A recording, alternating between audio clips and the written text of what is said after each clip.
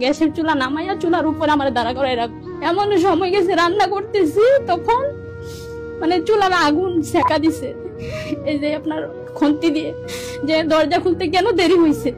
ওনার মানে তরকারি রান্না করছি, রান্না করার পরে তরকারিতে নাকি তেল একটু বেশি হয়ে গেছে, ওই নিয়ে গরম তরকারি উনি পাতিল আমার এদিকে ডাইলা দিছে, মানে এখনো পুরো আছে। একদিন হয়েছে কি বলছি যে পানি শুধু ফুটাইয়া ঘরে আছে, তোষকের উপরে পানিটা ঢাইলাইছে, গরম পানি ঢাইলা এই গরম পানির উপরে আমারে দিছে যে ওইখানে শুইতে হবে। আমি শুনে দেখে মানে আমাকে ইচ্ছা মতো নেই, মানে যতটুকু পারছে সে মারছে। পরে সারা রাত ওইখানে আমাকে ওইখানে শুয়ে রাখছে, দাঁড়িয়ে বসে রাখছে, যদি এখান থেকে উঠি আমি ওয়াশরুম করে আর যাই করে এখানেই করবো। সারা রাত এখানে রইলাম, কিন্তু আমি আবার মানে এত কষ্টের মধ্যে কান্না করলো দোষ, যে আমি কান্না করি কি জন্য, কান্না থামাবি না আবার বাড়ি খাবি।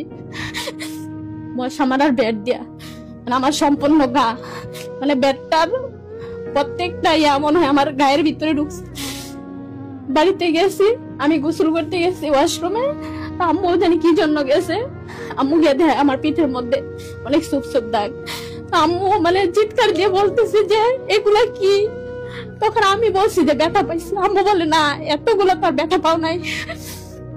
আম্মু বুঝে গেছে, তখন আমি হামাও করে কাইতে দিচ্ছি, তখনই সবাই শুনতে পাইছি। আরেকদিন গামছা নিছে, গামছা নিয়ে যা ফ্যানের সাথে আমাকে ঝুলাইয়া মারা ফেলবে, মানে আমার মতো নারীর নাকি বাঁচার অধিকার নাই। তারপর আমি 999 ফোন দিয়ে আমি ওইখান থেকে উদ্ধার হয়ে আসছি। আসার পর থেকে আমি এতদিন পর্যন্ত ঢাকাতে আছি। তখন আমি মানে রাগে টাগে আমি ওনাকে ডিভোর্স দিয়ে দিই। দেওয়ার পরে ডিভোর্স লেটার পাওয়ার পরে উনি উগ্র হয়ে গেছে, বিভিন্ন খারাপ কিছু না আমার ছবির সাথে অ্যাড করে ফেসবুকে সার্চে আমার মামাদের ভাইদের, মানে আমার বাবা মামা ভাইয়েরা নাকি আমার সাথে খারাপ কিছু করবো, এজন্য সংসার থেকে নিয়ে এসে মানে নিকৃষ্ট ভাষা ফেসবুকে লেখালেখি করে যে আমি টাকার জন্য এসে পড়ছি, টাকা সরে আমি ব্যবসা করে এই করি, কেউ সময় কাটাইতে চাইলে আসেন, আর অনেক কিছু যা মানে বলার বাহিরে। আবার বিভিন্ন নাম্বার দিয়ে ফোন দিয়ে হুমকি দেয় এবং বলে যে তোকে এমন কিছু করছি লাইফে তোর কখনো বিয়ে হইব না, তোকে এমন ব্ল্যাক ম্যাজিক করছি যে তুই নিজে নিজে পাগল হয়ে রাস্তায় রাস্তায় করবি, নিজে নিজে আত্মহত্যা করবি। আমি বলতে চাই যে এখনো সময় আছে, ভালো ভালো পথে আল্লাহ রাসূলের পথে যাও এবং আমার জীবন নিয়ে যেন আর খেলামেলা না করে। আমি ডিভোর্স দিয়ে দিছি, অলরেডি 2 মাস হয়ে গেছে, 3 মাস হয় না এখনো। আমার ছবি দয়া করে, আমার ছবি আর ছাড়ো না, আমাকে আর জ্বালায়